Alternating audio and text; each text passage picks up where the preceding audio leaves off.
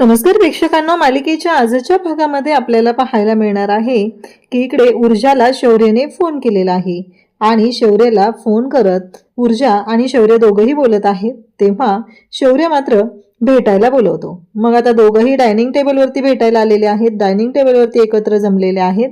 तेव्हा मात्र आदित्य हे सगळं पाहत असतो. तेव्हा आदित्य म्हणतो की शौर्य जा. शौर्य म्हणतो की ऊर्जा, मला ना खरंच करमत नाहीये ग तुझ्याशिवाय. मला ना खरंच कळत नाहीये की मी काय केलं पाहिजे. असं इकडे शौर्य बोलत असतो. ऊर्जाचा हात पकडलेला असतो आणि ऊर्जा हसत असते. ती म्हणत असते, शौर्य सोड ना, तुला कळतंय का हे सगळं काय चाललंय? तेव्हा मात्र शौर्य म्हणतो की मी काय करतोय, हसू नकोस ना तू, तुला माहितीये का तुला भेटण्यासाठी मी. तेव्हा ऊर्जा म्हणते की शौर्य तुझ्या लक्षात येत नाहीये का? अरे तू तिकडे आदित्य दादांच्या रूममध्ये आहे, मी इकडे दिव्याच्या रूममध्ये आहे आणि इथून ह्या सगळ्या गोष्टी मॅनेज करणं आणि इथं आपण भेटू शकतो फक्त डायनिंग टेबलवरती एकत्र. तेव्हा शौर्य म्हणतो, हो बरोबर आहे, पण तू हसू नकोस, तू हसलीस ना की मग मला काही सुचत नाहीये. असं म्हणत शौर्य सुद्धा हे सगळं जेव्हा घडत आहे तेव्हा मात्र खूपच रोमॅन्टिक झालेला आहे. त्याला मात्र ऊर्जाचा हातच सोडू वाटत नाहीये. तो म्हणत असतो की नाही, काहीही झालं तरीही मला ना कळतच नाहीये, मी ना ऐकणारच नाहीये तुझं, कारण मला ना तू माझ्या समोर हवी आहे. एका घरात राहून हे सगळं काय चाललंय आपल्या बाबतीत, असं शौर्य बोलत असतो. म्हणजे दोघंही आता इथे डायनिंग टेबलवरतीच रोमॅन्टिक झालेले आपल्याला पाहायला मिळत आहेत. दोघांनाही खूप आनंद झालेला आहे. ह्या सगळ्या गोष्टी खूप छान पद्धतीने चाललेल्या आहेत, सुखात आहेत. अगदी सुखाचा संसार त्यांचा सुरू झालेला आहे. त्याचबरोबर या सगळ्या गोष्टी जेव्हा घडत आहेत तेव्हा मात्र शौर्य खुश आहे, कारण आज काही झालं तरीही शौर्य आणि ऊर्जा यांच्या सुखी संसाराची सुरुवात झालेली आहे. त्यांचं लग्न घरातल्यांनी ॲक्सेप्ट केलेलं आहे. मान्य आहे, त्या लग्नामध्ये काही अडथळे येणारे आहेत, काही प्रॉब्लेम येणार आहेत, पण त्या सगळ्यातून मार्ग काढत शौर्य आणि ऊर्जा दोघंही इथंपर्यंत पोहोचलेले आहेत. तर इकडे आपल्याला पाहायला मिळतं की शौर्य आणि आदित्य बोलत असतात. तेव्हा मात्र शौर्य म्हणत असतो की आदित्य दादा. तेव्हा आदित्य म्हणतो की तू आवरायला घे, तुला माहिती आहे ना की आज काय करायचं आहे, ते ऑफिसला जायचं आहे, ऑफिसला जाणं खूप महत्त्वाचं आहे, असं चालू असतं. तेव्हा मात्र शौर्य म्हणतो की हो, ऊर्जाला पण ऑफिसला जायचं आहे रे, कोर्टात जायचं आहे तिला आज. तेव्हा आदित्य म्हणतो, हो पण शौर्य, तुला माहिती आहे का, म्हणजे बघ ना तू, एकाच घरात दोन ड्रायव्हिंग लॉयर्स एकत्र आहेत, एकमेकांच्या विरोधात आहेत.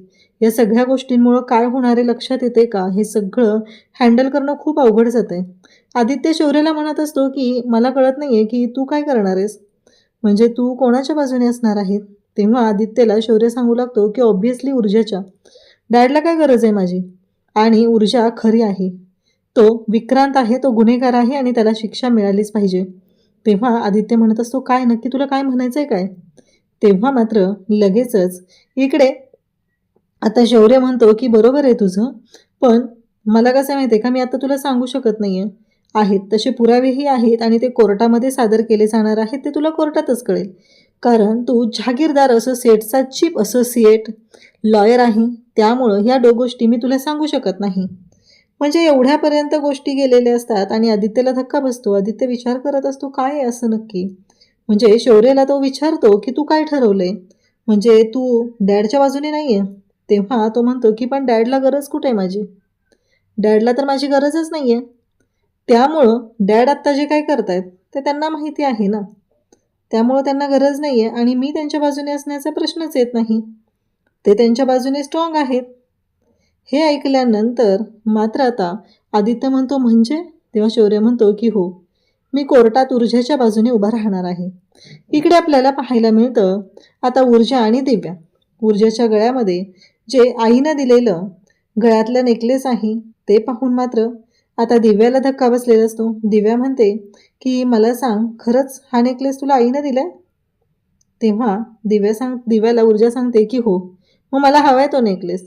तेव्हा ऊर्जा म्हणते की नाही, मी हा नेकलेस तुला देऊ शकत नाही, बाकीचे हे दागिने वगैरे जे काही घ्यायचे ते घे. आता मात्र दिव्या खुश झाली. दिव्याला छान वाटतंय की चला, एवढं सगळं मिळतंय ना, जे मिळतंय ते घ्यायचं, असं दिव्याचं चाललेलं असतं. खरं तर दिव्याला या सगळ्या गोष्टींचा खूपच राग येत असतो. दिव्याला हे पटलेलंच नसतं. मी लग्न करून आले तर मला काहीच नाही दिलेलं, हिला मात्र सगळ्या गोष्टी दिलेल्या आहेत, असं दिव्याचं चाललेलं असतं. आता मात्र दिव्या म्हणत असते की बघ, मला ना कळतच नाहीये. तेव्हा ऊर्जा म्हणते की घे. ती म्हणते एवढ्या साड्या, मग दिव्या आणि ऊर्जा दोघीही बोलत असतात. ऊर्जा मात्र म्हणत असते की म्हणजे काय, अगं तू तर महाराणी म्हणून या घरात राहत होती ना. कारण दिव्या बोलत बोलत बोलून जाते. कारण ती म्हणते की तुला तुझं बघितलं ना, लग्न ॲक्सेप्ट केलं नव्हतं, कोणीच नाही आहे आलं तुमच्या लग्नाला, तरी पण तुला एवढे दागिने एवढ्या साड्या दिलेत. तेव्हा ऊर्जा म्हणते, अगं तू तर सांगत होतीस ना, तू महाराणी बनून या घरात राहते, सगळं तुझ्याच म्हणण्याप्रमाणे घडतंय, मग काय झालं. तेव्हा ती म्हणते, हो हो बरोबर आहे. ऊर्जाने तर दिव्याला चांगलंच कात्रीत पकडलेलं असतं आणि दोघीही एकमेकींसोबत बोलत असतात. आणि ऊर्जाने दिव्याला दाखवून दिलेलं असतं की काहीही झालं तरीही आत्ता बघितलंस ना, ह्या सगळ्या गोष्टी काय होत आहेत ते आहे ग. आणि तेवढ्यातच ते दागिने घे म्हटल्यानंतर ती म्हणते, हे सगळे दागिने घेऊन आम्ही. तेव्हा ऊर्जा म्हणते की हो, घे तुला ते दागिने, पण हा आईनं दिलेला नेकलेस मी तुला देणार नाही. कारण आईला ते माहिती होतं, म्हणून तर आईने तुला तो नेकलेस कधीच दिलेला नाही आहे. आज मला तो दिलाय तिने, असं ऊर्जा सांगते. कारण त्या नेकलेसच्या मागे ज्या भावना जोडलेल्या आहेत त्याची कदर या दिव्याला नाही आहे हे ऊर्जाला चांगलंच माहिती असतं. आता मात्र दिव्या पाहतच राहते आणि ती बाकीचे दागिने घेऊ लागते. तेवढ्यातच आजीसाहेब तिथे येतात आणि आजी आल्यानंतर त्या म्हणतात की दिव्या, ते दागिने दे, आत्ताच्या आत्ता ते सगळे दागिने ऊर्जाला परत कर. कारण ते ऊर्जाचे आहेत आणि तुला भरपूर दिलं घेतलं जाते ना, त्यामुळं इथल्या कोणत्याही गोष्टींवरती तू अधिकार गाजवायचा नाही, असं सांगितलं जातं. आणि तेव्हा मात्र आता दिव्याला कळायचं बंद होतं. कारण ती याच्यामध्ये अडकली जात असते. तिला कळत नसतं की ती काय करते ते, पण तिला मात्र त्रास होत असतो. कारण काहीही झालं तरीही ते दागिने हे ऊर्जाचे आहेत आणि ते ऊर्जाला मिळाले पाहिजेत. आता दिव्या किती लालसी आहे हे तर आपल्याला माहितीच आहे.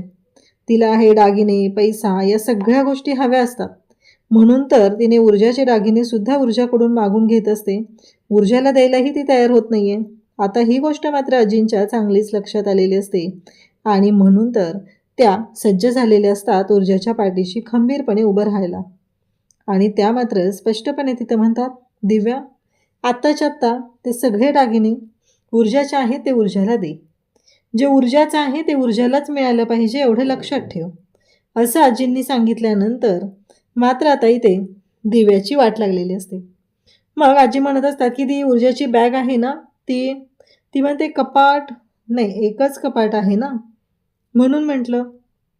तेव्हा मात्र आजी म्हणत असतात की हो का, नाही असं पण ऊर्जा अशी किती दिवस इथे राहणार आहे ना, नंतर तर ती तिच्या रूममध्ये जाणार आहे. त्यामुळं मला काय वाटतं माहिती आहे का ऊर्जा, हे जे सगळं साहित्य आहे ना, ते तू सुटकेसमध्येच ठेव, या सुटकेसमध्ये ठेव असंच. आणि असं म्हणत दिव्याने आता मिठी मारलेली असते ऊर्जाला आणि खूपच आपल्या बहिणीवरती आपलं प्रेम आहे हे आजींच्या समोर दाखवण्याचं हे सगळं काही ढोंग चाललेलं असतं. ते मात्र ऊर्जाला पण माहिती असतं आणि आजींना पण माहिती असतं. तिनं कितीही नाटक केलं तरीही ऊर्जाला चांगलंच माहिती आहे की ती किती नाटकी आहे. आता मात्र दिव्या ऊर्जाची सुटकेस उचलायचं सोडून तिथं असलेले दागिने उचलते आणि ते घेऊन चाललेले असते. तेव्हा मात्र आजी तिथे येतात आणि म्हणतात, ते ठेव, ते नाही उचलायचं, ते दे ऊर्जाकडे, हे तुला उचलून ठेवायचं आहे, असं म्हणत आजींनी तिलाच ऊर्जाच्या कामाला लावलेलं असतं. आता मात्र प्रश्न उभा राहतो आणि तो म्हणजे काहीही झालं तरीही खंबीरपणे आजी ह्या ऊर्जाच्या पाठीशी उभ्या राहत आहेत. आणि ऊर्जाला आजी स्पष्टपणे सांगतात की हे बघ, तुला काहीही लागलं तरी केव्हाही तू मला सांग, माझ्याशी बोलून घे, दुसरं कोणाकडेही कोणत्याही गोष्टींसाठी जाण्याची गरज नाही, असं एवढ्या स्पष्टपणे आजींनी सांगितलेलं असतं.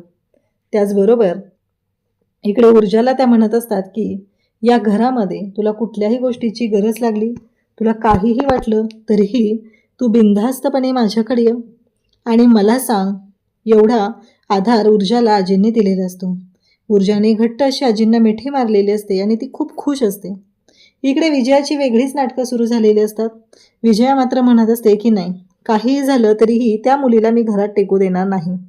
पण हर्षवर्धन तिला एक प्रश्न विचारतो, मला एक कळत नाही आहे, हे सगळं काय आहे, म्हणजे तुला चक्कर आली नव्हती, मग हे सगळं का केलंस तू, तुला मी सांगितलं होतं ना, हे सगळं करू नको, शौर्य आणि आईसाहेबांच्या नजरेत येईल असं काही वागू नको. विजया म्हणते, काय करू मग मी तिची ओटी भरणं किंवा तिला मान देणं या सगळ्या गोष्टी काय येतात तुम्हाला माहिती आहे का, तुम्हाला कळतंय का हे सगळं का होतंय ते, आणि तरीही हे सगळं मी ॲक्सेप्ट करायचं आहे आणि तिला मी सून म्हणून स्वीकारायचं आहे, तो आशीर्वाद द्यायचे आहे? नाही, हे सगळं मी कधीच नाही करू शकत, असं तिने स्पष्टपणे सांगत असते. तेव्हा हर्षवर्धन म्हणत असतो, पण मी कुठं तुला सांगितलंय? काहीही झालं तरीही या सगळ्या गोष्टी ज्या आहेत त्या अशा पद्धतीने नाहीतच करायच्या ना. मी तुला स्वतः सांगितलेलं आहे, मग का तू असं करतेस?